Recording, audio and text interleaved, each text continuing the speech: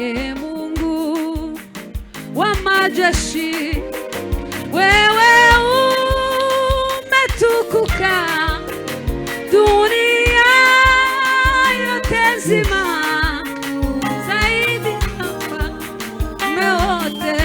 Mungu wa majeshi, wewe umetukuka dunia yote nzima, zaidi ya ufalme wote. Mungu wa majeshi, wewe umetukuka dunia yote nzima, zaidi ya ufalme wote. Mungu wa majeshi, wewe umetukuka dunia yote nzima, zaidi ya ufalme wote. Makerubi na maserafi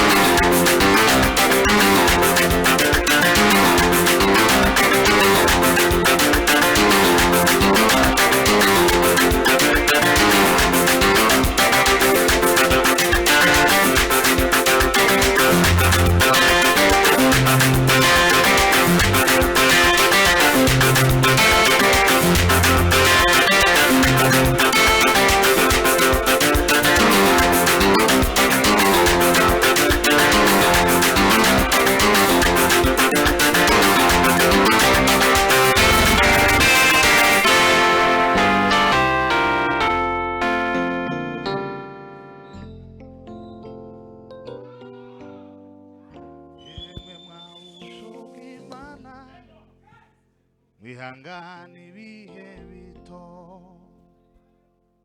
muri wa murwa uhoraho tuzabona ibyishimo hasigaye igihe gito intambara ikazashira we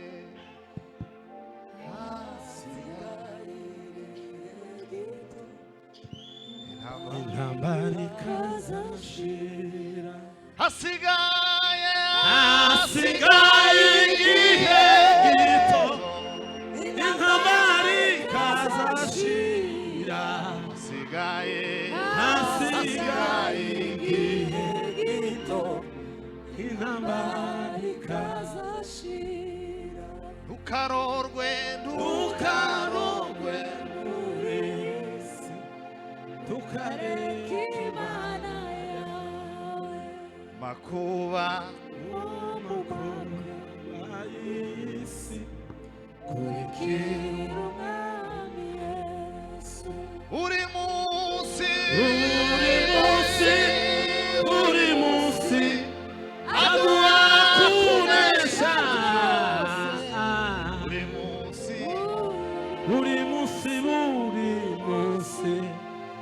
aduha kunesha byose buri munsi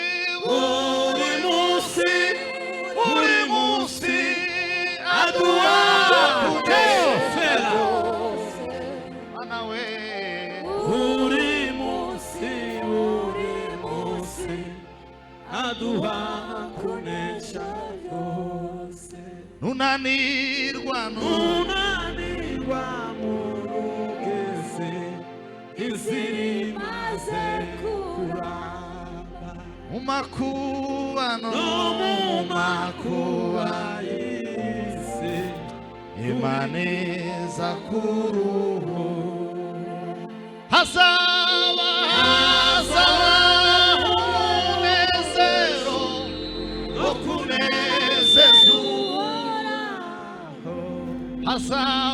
hazabaho umunezero wo kunezeza umuge nitwizera tuzabona ca gihugu cyo ijuru kandi yo ni inkuru nziza kabiza tugerageza turi hafi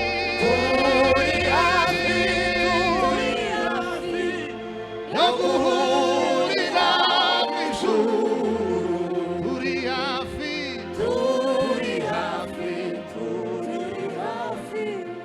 yo guhurira ijuru turi hafi mana we yo guhurira mu ijuru turi hafi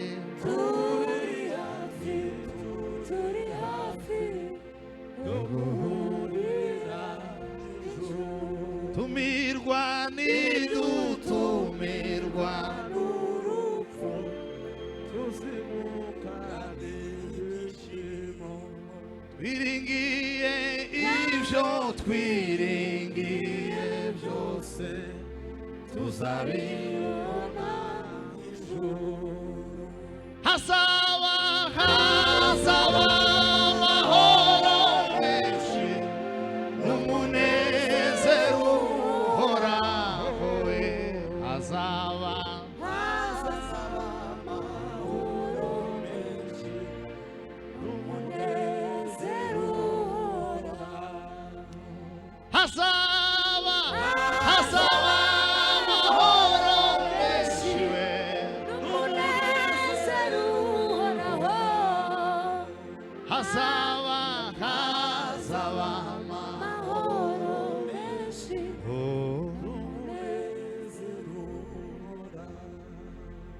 umuntu utarangaye azamura ibiganza duha Imana If icyubahiro you are not distracted, raise up your wavugiriza hand. Imana karu niba ntacyo Give a big bigutwara shout to the Lord. Hallelujah, hallelujah.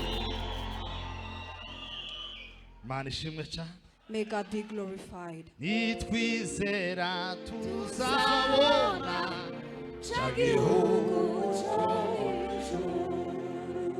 kandi yo ni inkuru nziza ntabiza tugera turi hafi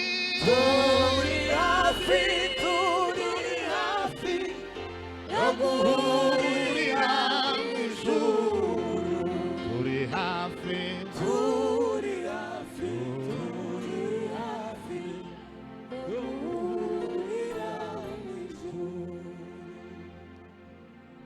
Bwana Yesu asifiwe. May God be praised. Umuntu mwegeranye niba nta kibazo mufitanye wamubwira ngo umugoroba mwiza mu If nzu you don't y'Imana. have any problem with your neighbor, tell them have a good evening. Mubwire ngo icyo Imana yanyujije mu kuguha cyakire hakiri kare Tell cyakire. them receive whatever God gave me so that I may share with you tonight. 1 Thessalonians chapter 5 verse 17. Abatesaloniki ba mbere igice cya 5:17. The Bible says ngo musenge ubudasiba. The Bible says, make your life a prayer or pray without ceasing. Pray without ceasing. Musenge ubudasiba. It's a special moment today. Numugoroba udasanzwe no munsi. We honor God and we glorify Him. twubashye Imana cyane kandi tuyihaye icyubahiro. It's a special opportunity for us to, Ni amahirwe adasanzwe kuba uri hano, and it is your opportunity again to activate your divine visitation. kandi ni amahirwe adasanzwe kugira ngo wongere ubyutse cyangwa se wakitive gusurwa n'Imana bidasanzwe no mugoroba. Thank you for the visitors. Turashimira cyane abantu badusuye cyangwa se abashyitsi. May God bless you so much. Imana ibaha umugisha cyane. Especially the couple from US.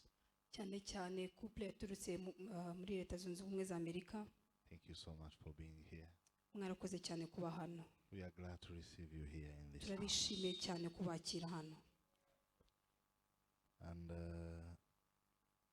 this week we will visit our parish there in Nairobi.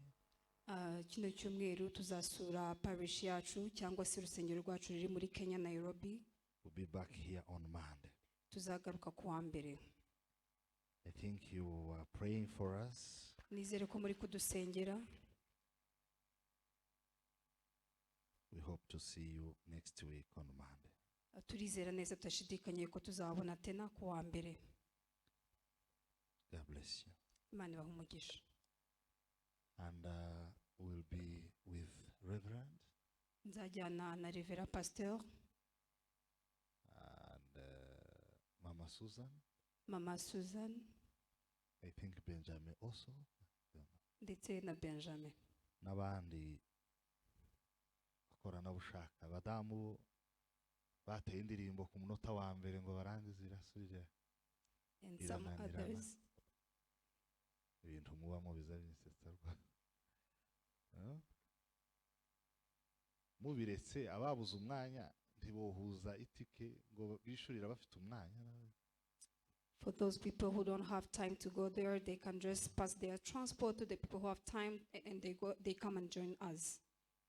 Couple ya Nyamuzungu yifuje ko ari nje ubasezeranya. The couple of Nyamuzungu would like me to pray for them as they're having their wedding in this weekend. Kuva kera atarabona umufiyanse. Sindambabwira mfite ishati yiwe hariya muri office. Ishati yazanye kera, azana ishati arayizana muri office. Ati ni ishati y'umugabo. Usengera umugabo azabone. Amen. Kandi umugabo naboneka nta wundi uzonsezeranya ni wo. Aravyatura none dore biramubaye. Amen.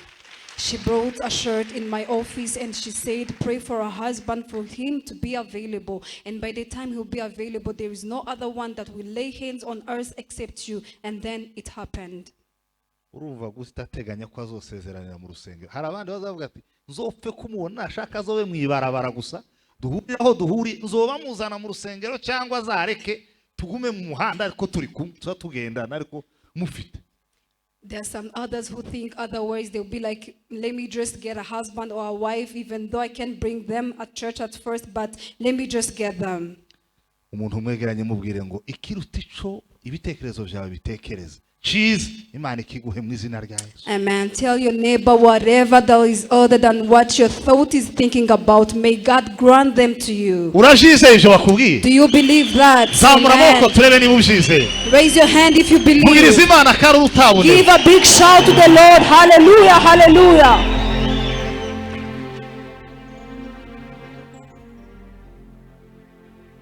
There are 7 things that happen when we pray consistently. Hari ibintu birindwi bikoreka iyo dusenga ubudasiba. Ndashima Imana ku bwa brother wanje mukuru, murabizi yari yajyanye umubiri wa papa yaragarutse. I thank God for my elder brother. Yagarutse kuturamutsa no kubera ko ntitwagize umwanya wo kuganira, ndetse n'abana be baba hano ntabwo yari yashoboye kuganira nabo. Turashima Imana rero yamurinze. Amen. Akaba ari hano. We thank God who protected him and he's back here to visit us. Gusenga bigira inyungu. Gusenga neza bikagira inyungu zirushijeho. Ariko gusenga neza noneho ugasenga neza uhozaho, byo bigira inyungu zihariye zibiza. Praying has its own value, but praying in the right way has their very own value. But praying in the right way at the right moment, it has a long time value. Gusenga ntibibamwe imikino. Praying, you do not have to play with praying. Upfa kubuhamagaye Imana yaremye ijuru n'isi ukavuga izina ryayo. As long as you are calling upon the name of God who created the heaven and earth. Ukayibwira ngo Mana ndi hano, Mana uranzi, Mana urandeba. Bibiliya zivuga umuntu w'igisambo wari ruhande rwa Yesu. Avuga ijambo ku munota wanyuma igisambo cyagezaho kimanikwa, aravuga ngo nukuri wihangana. Ngirira imbabazi tuzabane muri ubwo bwami bwawe. Hallelujah. Ijambo rimwe. Hallelujah. As long as you are calling upon the name of God, as long as you are telling God, you know me, I am here. The Bible tells us about the thief who was on the cross beside Jesus, and then he said, have mercy upon me, we shall be in heaven together. Yesu aramubwira ngo kuko iryo jambo vuze, jewe ntibazabambwira bahe bivugira gusa nka kurya abagabo bazavuga ngo urumva wagazuragirana n'umugabo akakubwira ngo nguhayiri yanka, wagera mu rugo uti bampaye inka, wagenda mu gitondo uti yanka wampaye ga imiti. Umwana uzi ko urwaye indwara nyinshi mu mutwe, wewe naza mpfa kwivugira. None imbere y'Imana iyo tuvuze icyo tuvuze, Hallelujah. icyo uzovuga cyose usenga ntabwo uzabukoza ubusa. Whatever you say while you are praying, you will not be saying them in vain. Uzogerageze bwire hari amagambo bw'Imana, ugerageze buce hari amagambo bw'Imana, ugerageze abana bawe ugira amagambo bavuga mu mazina. N'ubu nyine muri aha wo bavuga ukavuga ngo Shema Uziela na Gabriel mbatuye haya magambo, ukavuga nawe aba ukavuga na n'ubutara n'abajara ukavuga ngo munda yaje doru yarimo harimo umuhanuzi harimo docteur harimo iki ndavyatuye n'izina rya Yesu dore bizabaho dore uko bizagenda ukavyatura. Icyo uzovuga cyose uri murasenga ntabwo kizagenda gutyo kuko cabwiwe Imana ishoboye. Yes, whatever you be saying while you are praying,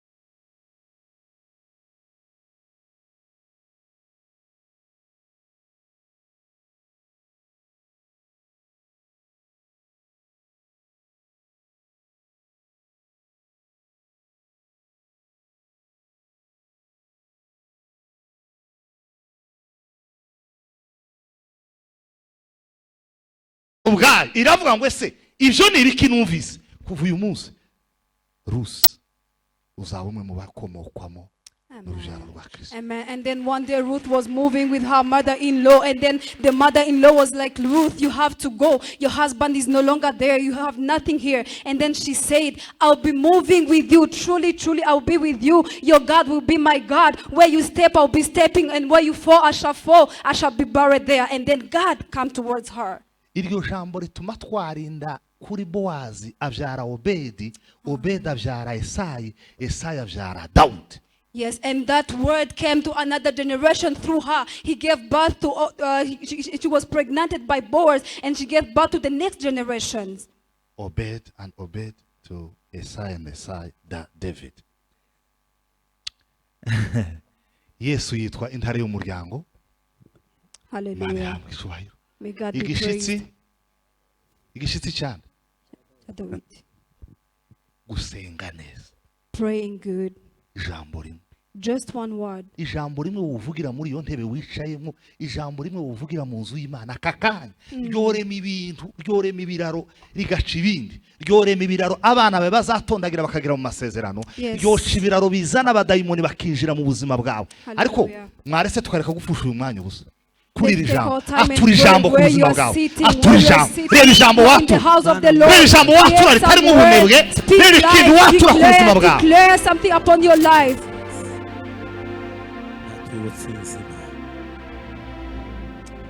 Landola kerte viso desavaganiga. Jésus devenu mon Wagina loganiga.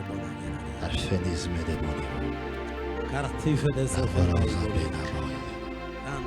Atreveniment de la brigade. Robre des enveniments. Jebre des enveniments. Pureba imbaraga zawe, pureba uko umeze, reba Imana ubwira wiranga. Chebrise de forimo. Wende la monivandre de provene. Acheneve de provene gariana. I release marriages. I open the doors of promises. Let the power of the Holy Ghost. Je verrai de nombres enemon de la barizo de va. Reprakatazavone mon de la bregenebo. Je bre des envenemon de la bregani mariavo. Rebrodexavone mon de la ribaina. Je vore de nombre des envenemon de la. Pranga la vone mon de la bregani. N'izina rya Yesu Kristo. Je vise de mercaria boneba. Luanga mnazavani amboida. Artere des enfermere brogene. Wangela mnazavani ya brogene mostas. Abankomokaho isi zabona impamvu zo kububahanisha. Uzabarwanya ntazabashobora. Uzabagendaho isi zamwubikira. Uzahagurutsa akanwa kamvuga ibibi. Imana izagacecekesha kagage. Amaboko azahagurukira kundwanya yose azatendebuka. Inama zizateranira kumvuga nabi no kundwanya. Ijuru rizari zitatanya. Ntabwo nzapfakenyutse nzarama kugira ngo nkore imirimo y'Imana. Icubaro cy'Imana kizaganza ubuzima bwaje. N'izina rya Yesu Kristo. Buri munsi uzambera amahirwe yo guhura n'Imana. Kandi n'izina rya Yesu.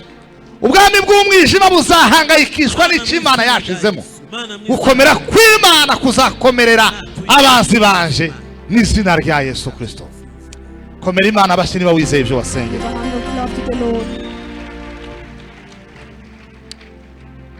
Mani habwe icyubahiro. Hallelujah. Bwana Yesu asifiwe. May God be glorified. Mikoro yanje ko murayumva neza? Ko murayumva? Sinzi ikintu mwashizemo kiye gihekwa aho hejuru. Bwana asifiwe. May God be praised. What happened when we pray consistently? Niki kiba iyo dusenga ubudasiba. But add something. Pray consistently, but again, genuinely. Musenge ubudasiba kandi musenge mutabyikoresheje. Musenge neza. Musenge neza. Pray genuinely. Bivuye ku mutima. Coming from the bottom of your heart. Isengesho riri genuine, riri original. The prayer that is genuine, the prayer that is original, that is authentic. Iyo umuntu asenze neza agasenga bihoraho hazabi. What does happen whenever you pray consistently and you pray a prayer that is authentic? Icyambere, The first thing, divine protection.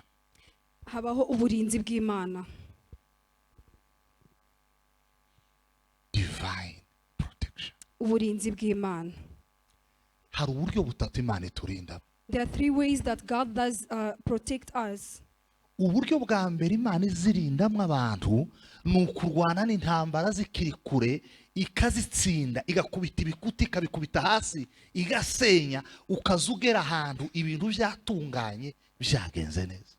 The first way that God does protect us is preventing destruction before it reaches us, where God hides you from some causes and some destruction towards you. Intambara zahagurutse iriya, iyi nama z'intambara zirimo zirabera, Imana ikohereza ubushobozi bwayo bwo kuja gutatanya izo nama no gusenya izo mbaraga zihagurukiye kukurwanya, ikazisenya, ukajya uhagera intambara zararangiye. The battle that is happening far away from you, and God sent his own power to go and destroy them, and whenever you reach them, you reach that when there is no battle again. Ubu uburinzi Imana yigeze gusezeranya Kuro muri Yesaya igice cya 45 umurongo wa 2, iramubwira ngo nzakuja imbere, ngo hataringaniye ngire gute, taringanize, nzaje imbere yawe, ivyigize imisozi biringanire, kugira ngo nuhagera usange biringaniye. Iryo ni ubwo ni uburyo bwa mbere Imana izirinda abantu. That is the first way that God does protect us, where he said to and then he said, I will protect you, I will go before you.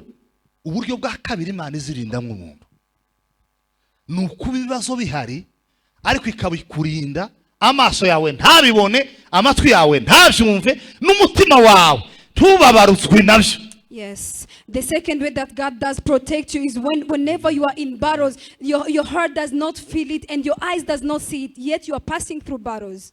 Hari igihe tuba turi mu kigeragezo hagati, ariko amaso yawe ntakibone, amatwi yawe ntiyumve, umutima wawe ntubabazwe nacyo. Kubera iki? Imana irimo irakurinda, ifite ukuntu yanze ko amaso yawe bitindaho, yanze ko umutima wawe bitindaho, yanze ko amatwi yawe yumva bene ivyo bintu. Muzorebe, ushobora nko kumva abantu bakamonta ibintu bakuvuga nabi, bakabimonta bakabivuga bikaroba bigasaza. Imana ikarinda amatwi yawe kubyumva kugira ngo bitazaguhangayikisha, ukazubyumva byararangiye. Barimo baravuga ngo uziko ngo twaribeshe, ngo abantu baribeshe ngo bavuga gutya, ngo ntiwabimenye. Ntiwabimenye. Kigali yarahinze, Nairobi yarahinze, Kampala yarahinze, New York yarahinze, Washington yarahinze, bavuga ibi nibi ntiwabimenya. Sinigeze mbe. Hari ubwo n'ubundi buryo Imana izirindamwe abantu.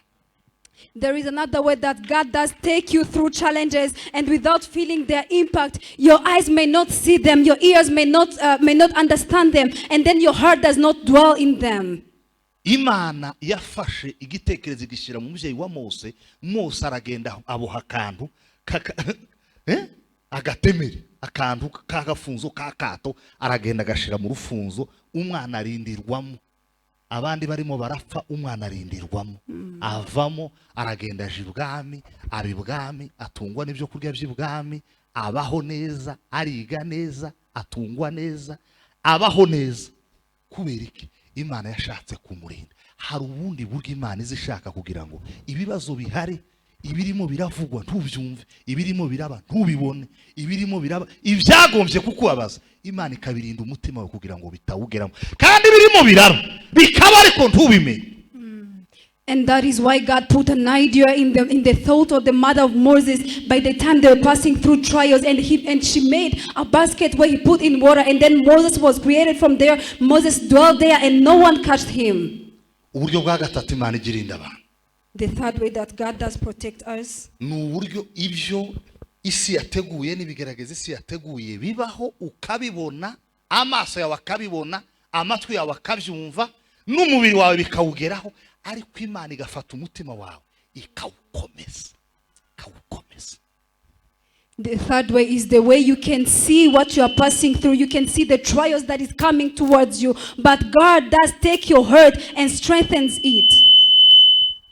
Imana yabwiye Satani, iramubwira ngo ibyayo byose ndabiguha, n'abana ndabyemera, n'umugore ndakugabiza ibitekerezo bye kugira ngo umwicaremo, nurangiza ahinduka umugambanyi, ahinduka uwo guca intege Yobu. Ariko hari ikintu kimwe ntari bukwemerere, ubugingo bwa Yobu ndabukwimye, ibindi byose ndabikwemye, ariko ubugingo ndabukwimye. Imana ifata ubugingo bwacu, hari uburyo izifata ubugingo bwacu ikabuhisha, ibiba byose bikaba biremereye, bibabaje, ariko Imana igakomeza imitima yacu. Yes, and that is why God said the devil Satan, and he said, I'm going to give you whatever that is of Job. I will give you his children. I will give you whatever his prosperities, but I will not give you his soul. There is a way God protects our soul from the trials that we are passing through. Mwumvise ko ifaranga ry'u Rwanda ngo yataye agaciro 16 ari 16. Ifaranga ry'u Rwanda ryataye agaciro paraporo ni dolari 16%. Ibivuze ikivyo, bivuze ngo ibiciro bizozamuka kandi biragoye kuzamura za salaire. Ejo bundi barutse kuzamura abarimu, bazosaba bazamure ntibizoshoboka. Uko ivyoga ni ibibazo bihavyiyongera. Ivyo ni ibibazo bihavyiyongera. Ariko nubwo vyiyongera, abarinzwe n'Imana bazabikomereramo. Amen. Even though we have so many trials and so many problems, even though we are passing through many situations, but those people who are protected by God will be strengthened. There is no way that the problems will be over in this world, however much we are still here. N'abantu bazokubesha ngo senga ibibazo birangire bazoba bakubesha. Cokoze gusenga kuza gutuma Imana ibiturinda, ikabiturindiramo cyangwa ikabirindira hirya cyangwa ikarinda amaso yacu kuyibona. Iyo umuntu yasenze bihoraho kandi umuntu agasenga neza, amen. That is why the person who tells you pray so that every problem in your life may go away, they are lying to you. But there is a way God will protect us through those trials. He may protect your eyes not to see them. He may protect your heart not to feel them. And if you pray consistently, God will come to your rescue.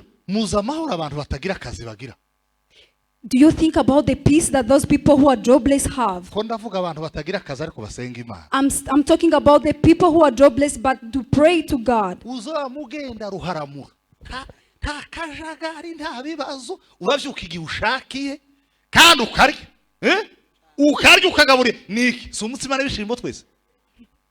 Uragaburira abana uragira gute? Hagira umuntu waduswemo n'abadayimoni bo kuvuga ngo ese nzoza nkora muhereze arye. Uwo muri Amerika, uwa Texas yabivamo.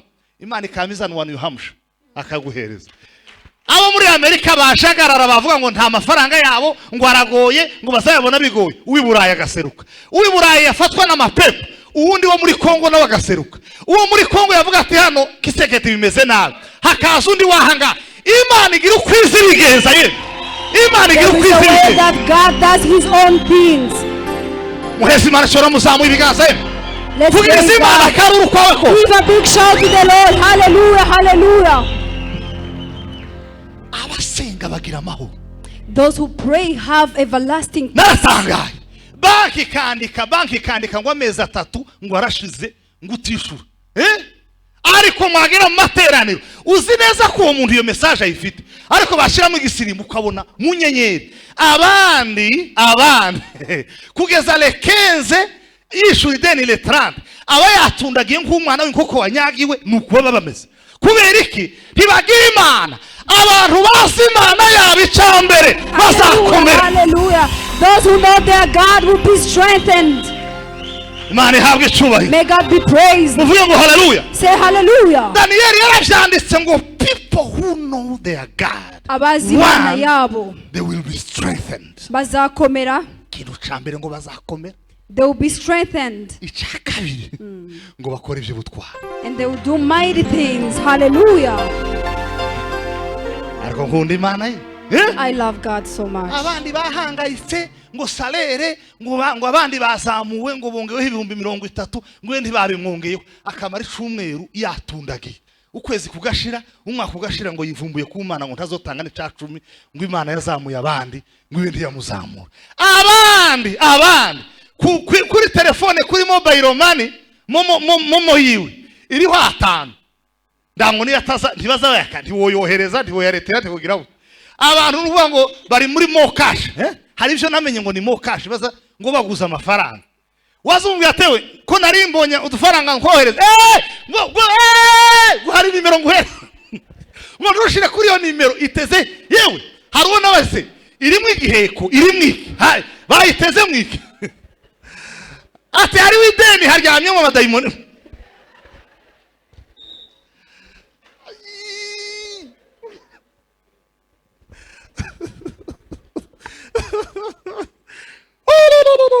afite ideni kugeza kuri mobile money hari ideni ariko bashiramo igisirimba washizemo papa shiramo gato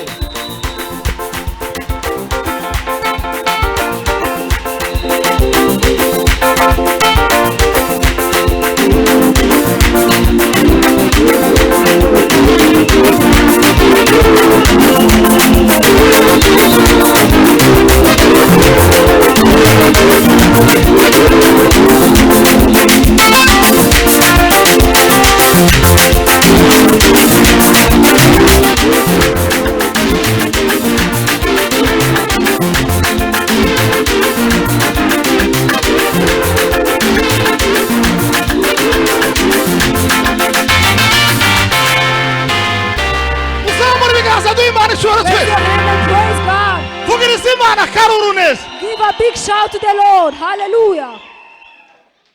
Turangara Mumunezero.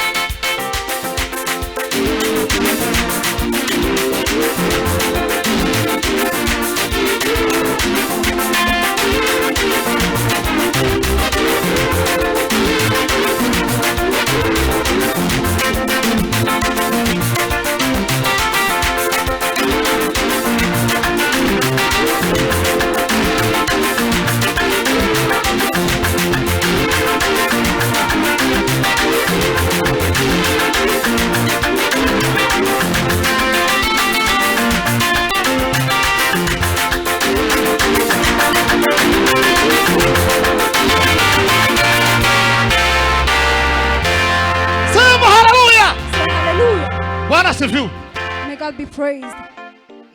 Ndimubona uko abagabo bose barahabaza bavina wosanga inzu zitishuye kandi kuri mobile money uko baba bafite dukeya uretse nka Frank ufite umugore hanze yenda n'uyu mwene data ukora abandi bose uko amazu ntiyishuye bazogeza ku itariki 6 banyiri mazu bavuga ati wakiginga we sokera mu nzu vuba ariko nimushiramo se subizamo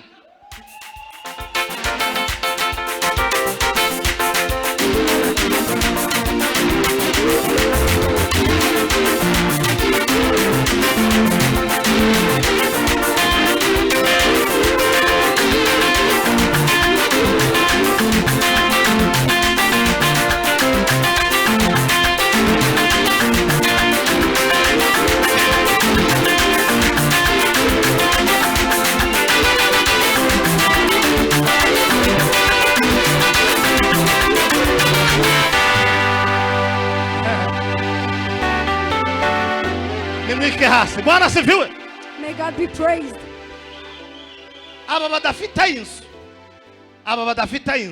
Those people does not even have rent. Because they prayed, they have peace. ariko umuntu wakoresheje nimba yagaza saving ibihumbi 300 ku kwezi akaba atarasavinze yose agakoresha nk'ibihumbi 100 agasavinga 200 uku ameze nka kujya kw'inkoko bataze nta mahoro afite umutima ngo ntiyasavinze yagomba gusavinga kubera iki abantu basimana yabo yeme bazakomera mu bikomeye bazakomera bakore n'ije ubutwara. Hallelujah. Those people who knows their God, they will be strengthened and do mighty things. Umushumba yabivuze muhumure yeme muhumure mukagira Imana. Be at peace. Bwira mwegiranye ngo humura ukabya. Tell your neighbor be at peace. Imana ihabwe icyubahiro. May God be glorified. May God be praised. Yakoze biriya izakora n'ibindi ivyo yakoze n'ivyo vyari bikomeye cyane. Yakoze biriya izakora n'ibindi ivyo yakoze n'ivyo vyari bikomeye cyane. Yakoze biriya izakora n'ibindi ivyo yakoze n'ivyo vyari bikomeye cyane. Yakoze biriya izakora n'ibindi ivyo yakoze n'ivyo vyari bikomeye. Yakoze biriya izakora n'ibindi ibyo yakoze n'ibyo byari bikomeye cyane.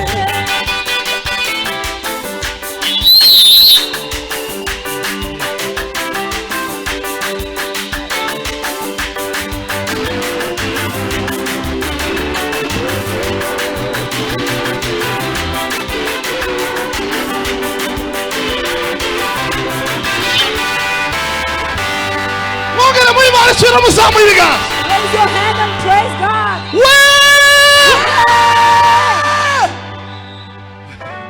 Imana ishimwe. May God be glorified. Iyo ngeze ku buryo Imana izitunga abantu. Whenever, Iyo ngeze ku buryo Imana ibesha. hallelujah. Muza musenga Imana muceceke. Yes. Ugabanya amatiku ngo bene wacu, ngo hari bene wacu ngo yari yaremeje, ngo none yabivuyemo, ngo kandi abivamo atavuze. Iyakoze biriya izakora n'ibindi ibyo yakoze n'ibyo byari bikomeye cyane. Iyakoze biriya izakora n'ibindi ibyo yakoze n'ibyo byari bikomeye cyane. Iyakoze biriya izakora n'ibindi ibyo yakoze n'ibyo byari bikomeye cyane we. Iyakoze biriya izakora n'ibindi ibyo yakoze n'ibyo byari bikomeye cyane. Ibyo yakoze n'ibyo byari bikomeye cyane. Ibyo yakoze n'ibyo byari bikomeye cyane.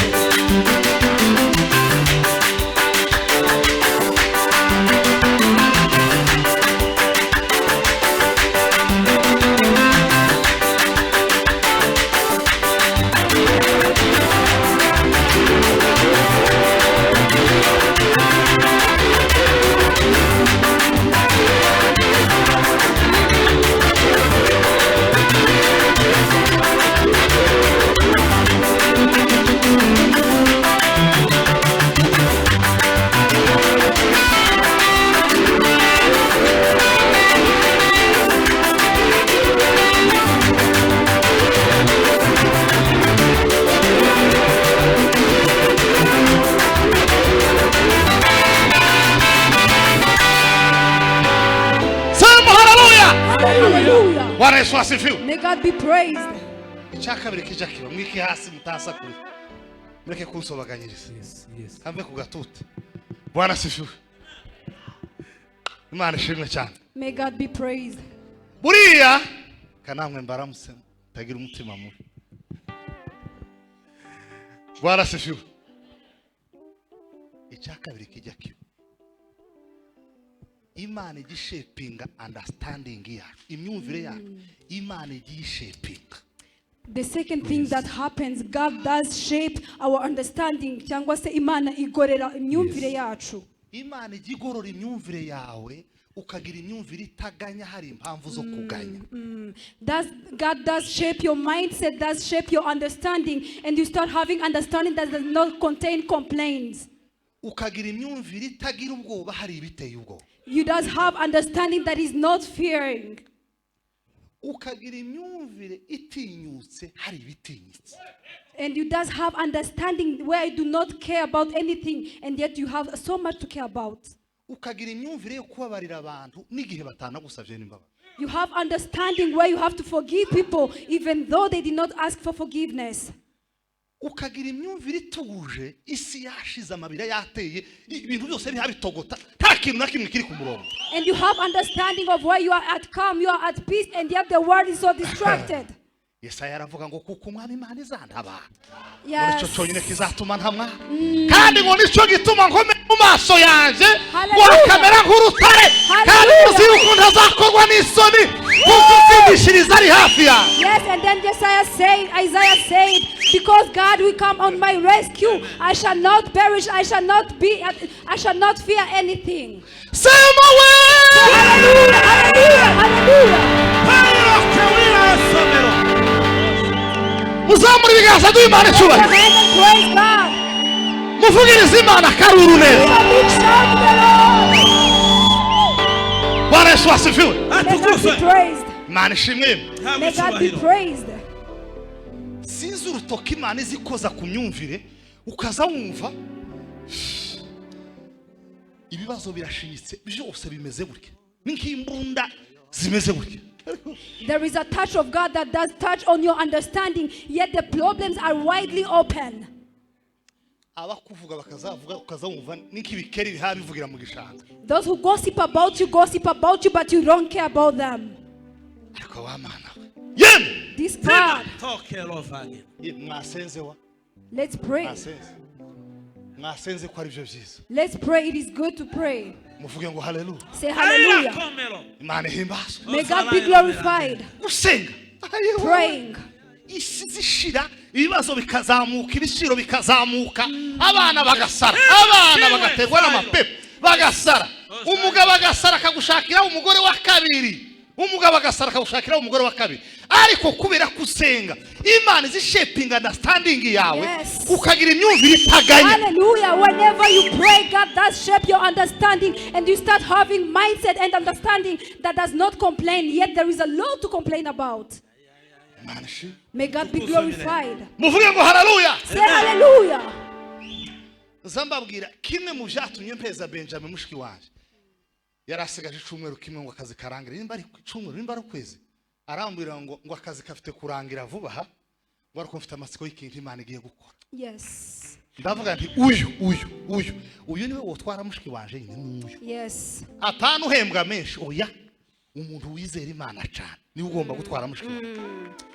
One of the reasons why I gave Benjamin my sister, I told it was about his work to be ending in just in 1 week, and then he said, I'm about to leave my work, but I am so amazed about what God is about to do next. Abahembwa menshi badasenga bagira ibyaha byinshi ariko abasenga cyane nubwo bohembwa make urugo rwabo ruzarugira amahoro. Yes, those who get paid a lot but does not pray, they have a lot of sins. But those people who does not be paid a lot but they pray, their homes are full of peace. Imana ishaping understanding y'umuntu usenga consistently. God does shape the understanding of someone who prays consistently. Kajugenda kutagira ibibazo bihari. You walk as if you do not have problems, yet you are full of them. Ukajugenda nk'ufite byose nyamara ubura byinshi. You walk as if you have enough, you have a lot, yet you are missing a lot. Ugaseka nk'uwaraye kuri matora kandi rimwe na rimwe waraye ku karago.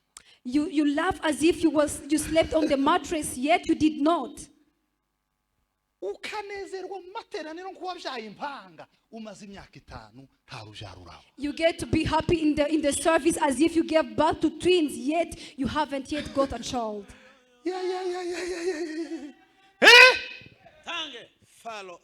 Ugahumurika nk'uwahembwe miliyoni 20 kandi ku mwisho w'ukwezi nta n'igihumbi bubona. You be at peace, your heart become at peace and calm as if you get 20 million, as if you are paid 20 million, yet at the end of the month you will get nothing. Mwabakecuru ukabona amagambo meze yo kwatura ku mwana wawe n'umukazana wawe n'abana b'umukazana wawe kandi umukazana wawe aza guhiga ikoma kitari mu isukari tabuze. The old mothers get some good words to speak upon the children, her in-laws, her beloved ones, yet they do not feed her well. Ukagenda nk'ufite abakwe n'abakazana kandi bafite mu kwizera abana barakunaniye gushaka. You walk as if you do have in-laws, your son-in-laws or daughters-in-laws, yet you do not have one. Umukobwa kagendana confidence nk'uwakoze ubukwe kandi ari maruzuza 40 yicaye.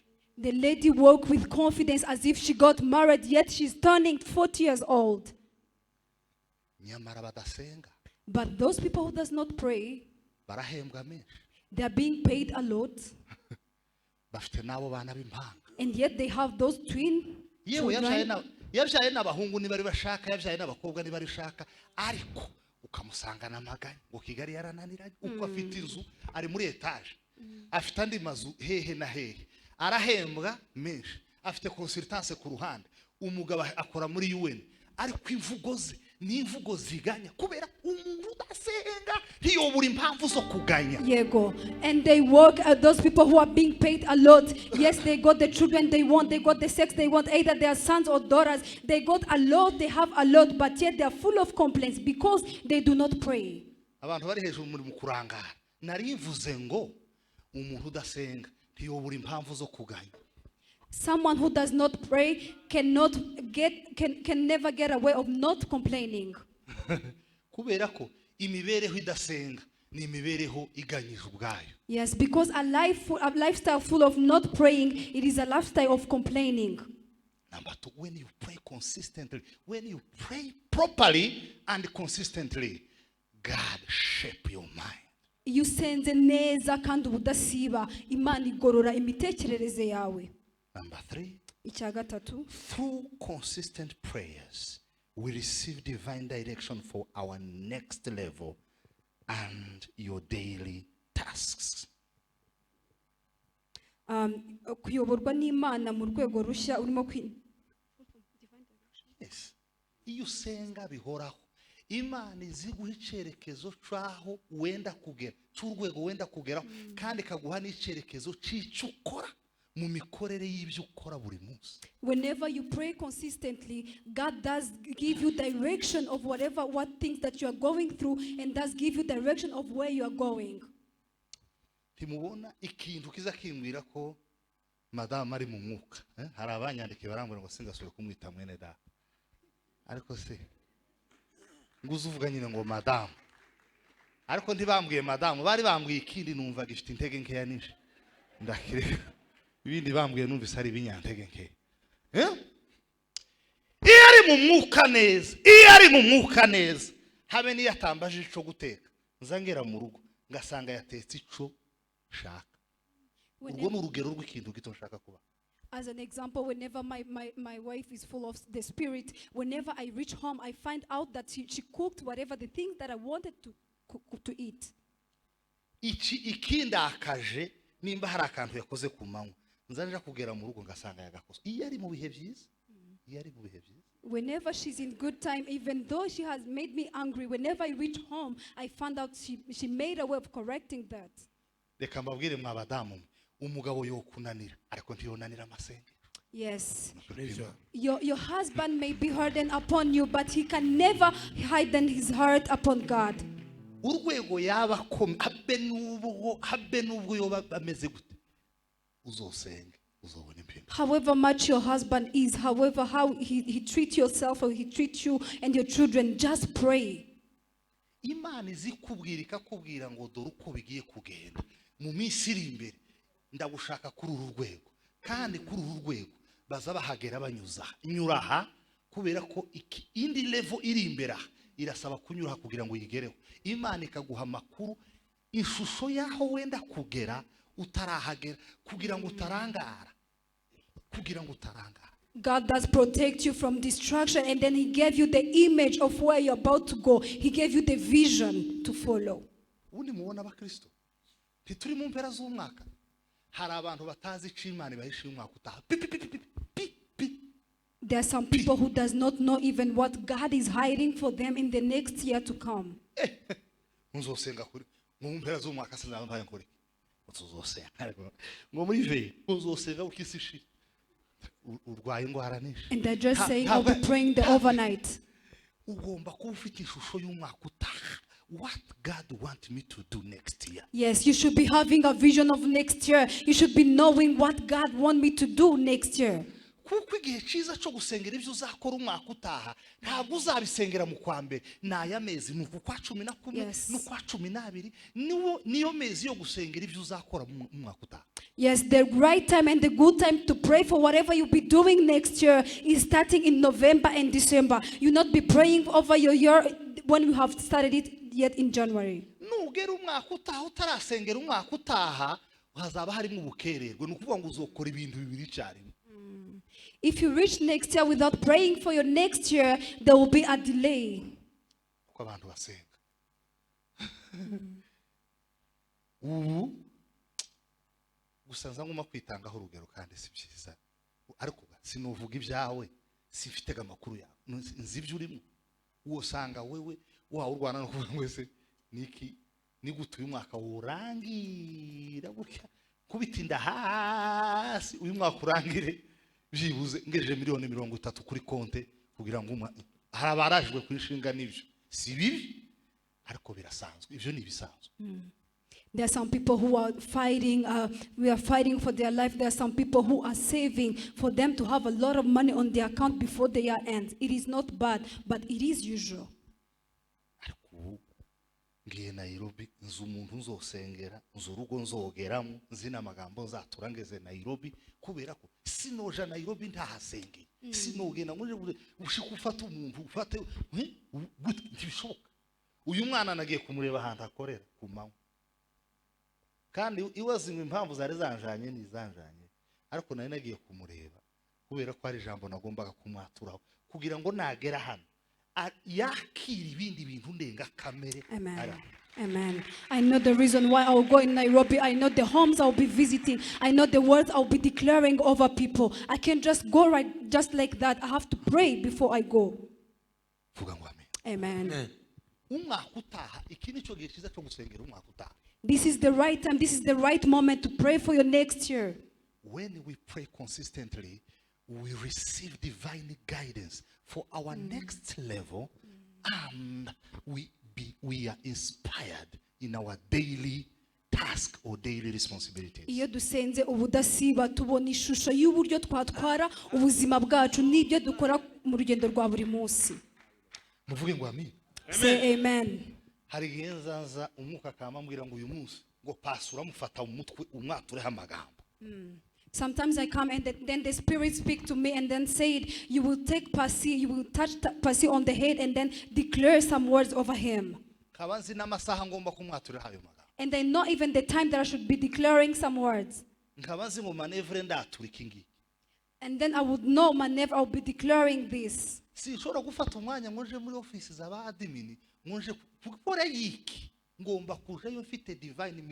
Yes, I can never take my time to just go in the offices of the admins to do what exactly. I just go there with a divine orientation, with a divine mission.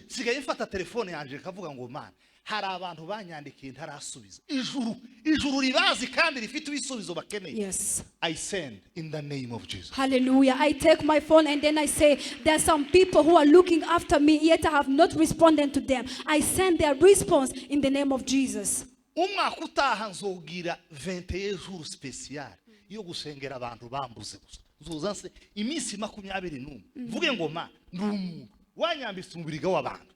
Sinosubiza ama message yose. Kandi wampaye urugo ngomba kurwitaho. Mfite n'urugo rugari rwa Karuvari. Aba Karuvari nzobashobora sengera bari Mozambique, sengera bari Malawi, sengera bari Portugal, sengera bari muri Espagne. Ko ntazi ni Spanish.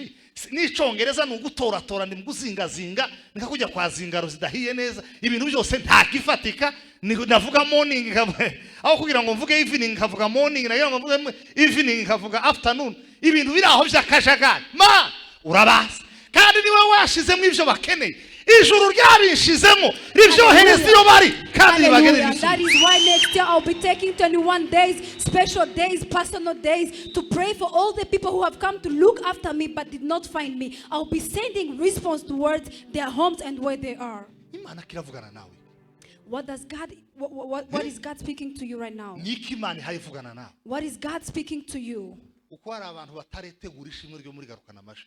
There are some people who haven't yet prepared the praise that they should, the thanksgiving they should give in they come back with thanksgiving.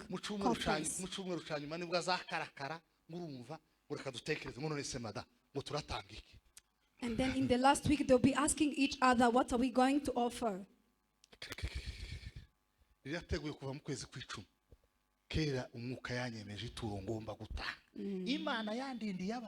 Bakaja ku mashuri bakagarukamaho ikabarinda abari abantu bazabiriranwa nabo nibo babavyaye bakabagaburira bakabitaho ureba ubuzima uzunyuramo ureba amamoto uzunyuraho ureba amagare muri mugutega gana amagare ukabona umukecuru n'igitambara ararengutse kwiga mureba akajagari kamamotaraha abantu buriye amamoto abandi amamodoka muzizi imodoka dufite ibi biwani ibingibi cyo guhenanguka iriya nimbabura yo gutwika gutya ikakosa gutya bagasanga babaye nk'akaburushete be nakakinduza kinkimani ko kaza kizinga ariko Imana ikakurinda mu kwambera iminsi 30 ikakurinda 300 warangiza ugejeje iki gihe utarategura ishimwe aho gani ho satani zigera bandika bariganya umuntu yaje gusoza umwaka ngo mana urabizi ngo nta kintu na kimwe udafite ngo n'inka z'ibirarashamba nizawe ngo ibintu byose ni ibyawe ngo no gushimisha ikisi ngo byose urabifite. I have already prepared my Thanksgiving offering since October. That is why I'm telling you to prepare yours as well. God has protected you. God has protected your spouse. God has protected your home and your children. Start preparing the offering. Receive the word of God. Mwahurika hariko mwayuva unumbaye mbabo muracecetse ariko ni nkaho mwumvise kandi abenshi imitima ni nkaho ibabwiye atewe ufite ibibazo byinshi nta kintu na kimwe uri inyuma ahantu hose. Imana igira iteme, Imana igira ite. May God have mercy upon us. Yatwihute ntaho shobora inana tugeze kucakane hari.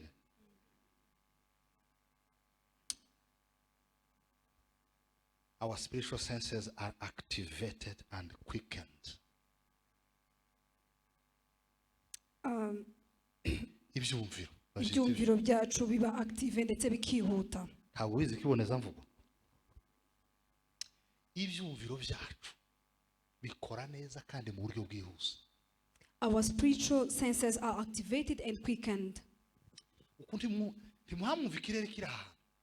Ko muruvuga ukuntu ikirere kiraha kimeze neza. Uko hari abantu baye bavuga ati se yasoje yahumirije agasengesha abantu ngafata sakame nk'isokera. Nahumirisha abantu basenge hanyuma nitaye batize saa 2 zigiye kugera ndashimva shisimbaye byo kubera iki sase yiwe ibyumviro bye mu mwuka birapfuye iyo umuntu asenga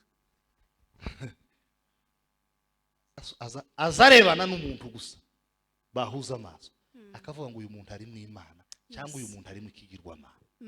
There are some people right now who are saying, may he please wrap it up and then we go home. I want to go home. I want to go. That is, and the reason is because they do not pray. Whenever you pray, whenever you see someone, you stay with someone who prays, you just see whatever God spoke about them. Muzi ko hari nizo zimwe tuzatugeramo wagera mu nzu gucyo wagera mu rugo rumwe wasenga ukavuga ati iyi nete wakirimo hano ni yaba ugasenga ukumva ijuru rirakingutse ahandi wageramo kugira ngo none babagiye mu muntu biciyemo abantu.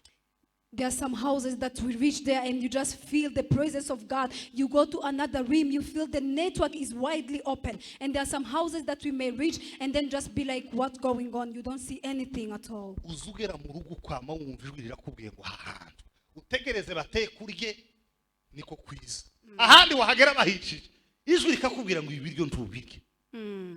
You may go in some homes and then God said, you understand, you heard the voice of God saying, stay there until you eat. And some other homes you go there and then the voice of God say, do not touch anything, do not eat. Iyo umuntu asenga bihoraho ibyumviro bye bikora neza kandi mu buryo bwihuse. Whenever you pray consistently, your senses does work well and quickened. Number 5 or 6.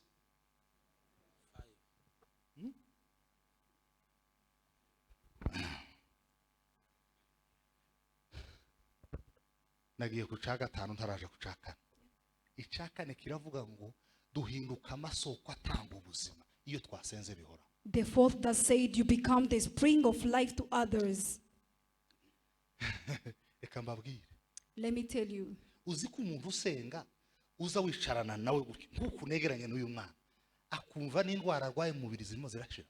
Yes, whenever you meet someone who prays, whenever you go closer to each other, you just feel like even the diseases that you have are fleeing. Iyo uri umunyamwuka neza, uza wegera umunyamwuka ukurusha mu mbana. Ukaza wumva indwara zirakize, ukumva ibibazo wari ufite birakemutse, ukumva ubuzima. Yagera mu wawe, yaza mu wawe kuryamo, ukavuga se ndamugaburira iki? Waje kumuha amafaranga, ukaza wumva ni makeya. Kandi nta yandi ufite arenza yo ngayo ukaza wumva icyo ugiye kumuha ni gito ukumva yicaye mu rugo hari urugo rumwe nigeze kuraramo hano ngo ndangize ngo soke nyiri inzu yamagenda aje muri ya mashuka aravuga ngo yarayemo ayararamo iminsi 3 atayafu iminsi 3 kandi ibintu bye byari byarazingazinzwe yarashatse gusanga abana baragerageje byaraza none yarabasanze. Amen. Whenever you pray and you pray consistently, God does do something upon your life. That is why when you are spiritual and you come closer to someone who's more spiritual than you, you feel life, you get life. Sinababwiye umusaza nagiye gusaba ikoti jewe nguririsha nguri ikoti risha kugira ngo ampezi ryiwe rishaje kandi ndarirarana igikoti kingana gute naringana meze nk'urutozi umutwe gusa niwe wari munini no narangiza hari muruke uvuga umuntu azasinzira wicura ukavuga se servitararo itaribukaga ko ari ikoti nararanye ku bushake naravuze sasa bandoze abarozi banyambitse kinigiki igikoti bene kijya cimbe ugipfuye ngo buce mu gihorabande ndakurarana tu ndasondari mureke mbabwiza ukuri mukeneye gukura mu mwuka. Let me tell you something, you need to be matured spiritually. Iyo umuntu asenga azahinduka isoko y'ubuzima n'abana bawe bakaza bumva ubuzima bakabaho bafite ubuzima bakaza bagendana ubuzima urahura n'umuntu ukazubona umuntu aranezerewe kuko muri kumwe wasezera mu kigo ukivuyemo abantu bakazaza ibi nibiki ugiye hehe induru zikavuga bakarira. Whenever you pray consistently, you become the spring of life to others. Even your very own children become the spring of life to others. Nigute umuntu yokora mu kigo imyaka 5 igashira yasohoka abantu ntibavuge ngo turahombye. How can you work in a farm, in an entity, and then after 5 years when you go, people are not crying? Nigute umukristo yova mu rusengero pastor ntasigara ababaye ngo se agiye gute habaye? How can a Christian go and get out of a church and then the pastor does not ask himself what happened? Becoming the spring of life.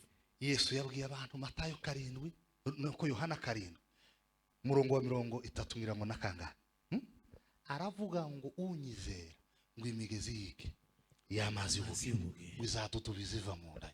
Yes, and then Jesus said in John 7:38, those who believe me, the vessels of goodness shall flow upon them. Ikibanzirize cyanyuma dusenge, through consistent prayer we receive the prophetic blueprint of all our seasons. Mu masengesho ahoraho twakira umugambi w'ubuhanuzi w'ibihe byose. Kambabwire ikicenda gusa n'ikindi navuze. This looks like the other one that I said before, but it is not the same again. To tell you that you're going through next year, it is one.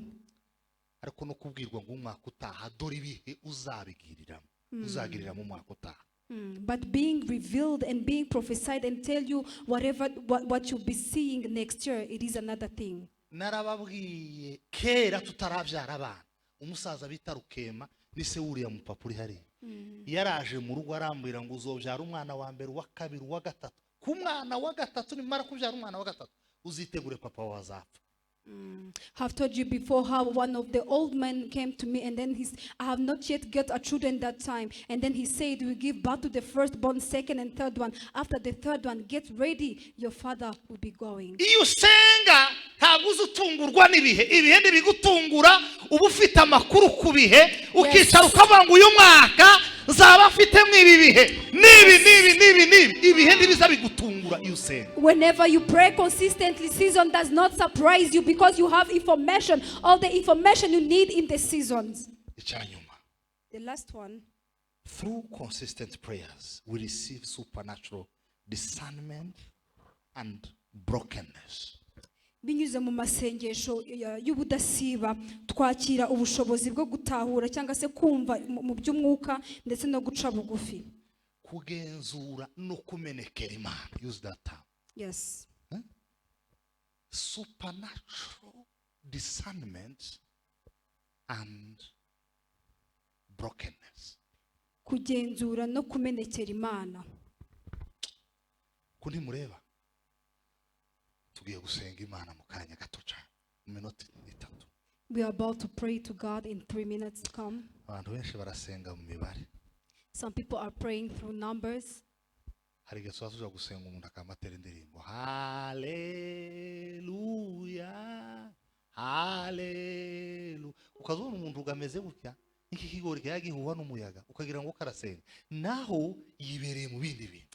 Ariko hari abantu ukubunyine, hari abantu barambiwe barimo baravuga atariko arasoza ryari ngo duturitse ikirere amapepa atsinda.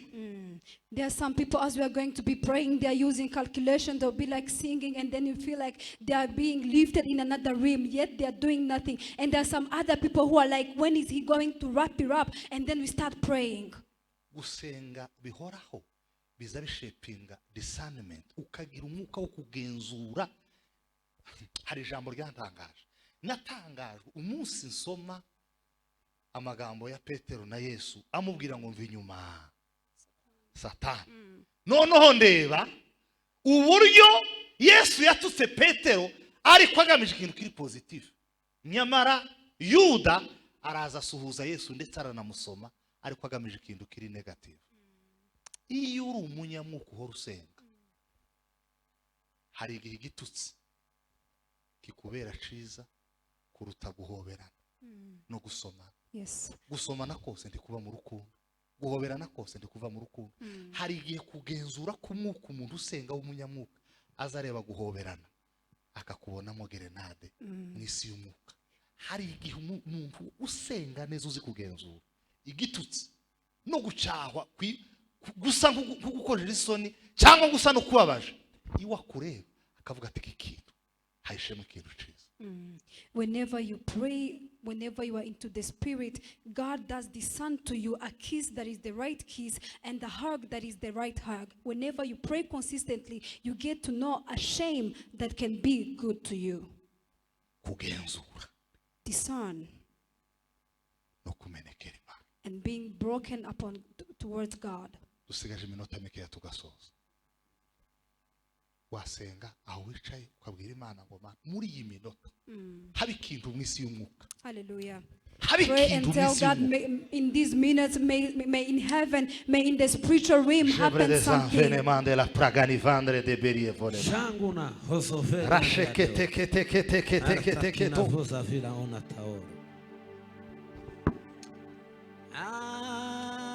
Tiwi varia toa kamtandes desofageno. Gloire des eviganila ilogai. Tangi nangando la carta vege. Vuga vuga ni makizo vage na hulao. Wataravda dige desenfe. Mana we wokora ikintu gishama. Mana we woturitse ikintu kidasanzwe. Tawili variago lastakine veria nomela. Landa odevege nigida ozovela lige.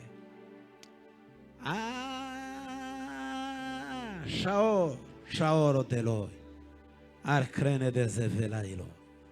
Brigene madezabina otao. Uyu mugoroba ugira icyo ukora Mana. Tandina osavege. Uyu mugoroba urema ikintu cihariye Mana. Uyu mugoroba Mana we. Uyu mugoroba habe ikintu kidasanzwe Mana. Mbere umugoroba mugisha. Uyu mugoroba habe ikintu cy'umwihariko Mana. Umugoroba udasanzwe. N'isi y'umwuka agira ibintu bidasanzwe. Umwihariko. N'isi y'umwuka agira ibintu bidasanzwe. N'isi y'umwuka agira ibintu bidasanzwe biba. N'isi y'umwuka agira ibintu bidasanzwe biba. N'isi y'umwuka agira ibintu bidasanzwe biri bube. N'isi y'umwuka agira ibintu bidasanzwe biri bube. Zamurije igihe utarangaye. Bwira Imana ko mwisi y'umwuka hari ikintu kigiye kuba. Muda lo vaga. Je prekete kete to sebaniara. Fariete madevogani. Wangala mnazevene monde la prekete po. Je prekete kete to. Rambra kata kete. Uyu mugoroba nkora ikintu kete. Lengala mnazavani abregede baba. Rambra kata kete. Je prekete kete lo. Uyu mugoroba mnazivanda la banyana baba. Uyu mugoroba ndakira ikintu Brigade verie zombe lambani ambanga la umugisha udasanzwe.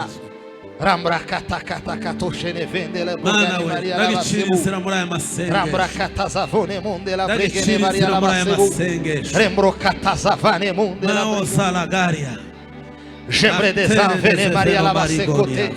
Raprakata kata kata kete. Jebre des envene mande la bregene Maria la basebu. Rembrokata savane ambonde la bregene Maria la basebu. Rembrekete kete kete keto. Jebrekete kete. Reprokata kata kata kate. Jebre des envene mande la bregene Maria la basaribo. Rembrokana fonde la sangre de feriele. Anda la munizamina ando la bregene Maria la batekota. Jebreketo zalva. Lengo la mnasafani la bregene bo. Lenga la mnasafina bo. Triple des angeli Maria la bateto. Ricche des envene Maria la batero. Rambrekete keto. Jebrekete kete. Bwana Yesu asifiwe. Sengera umuntu umwegeranye bwira Imana ngo ma wongera ubushobozi imbaraga zo kugenzura kwiwe kugira ngo atazibesha kubihari discernment zamuke kugira ngo atazibesha kuba mubesha ko bamukunda kugira ngo atazibesha kubihe n'amateka n'izina rya Yesu. Musengere zaburije ryawe musengere mu izina rya Yesu. Jebre des envene Maria la basaria bo. Rembrokata zavane ambrogene Maria la basebo. Rambre teke to savena ba. Langila mna zavane ambrogene ba. Rembroketa zavane ambolega. Rembrogene vande la brogene baserie le vosande la bo. Langila mna zavane ambero. Rambre kete zevone ma. Rembrogene vonde la brege.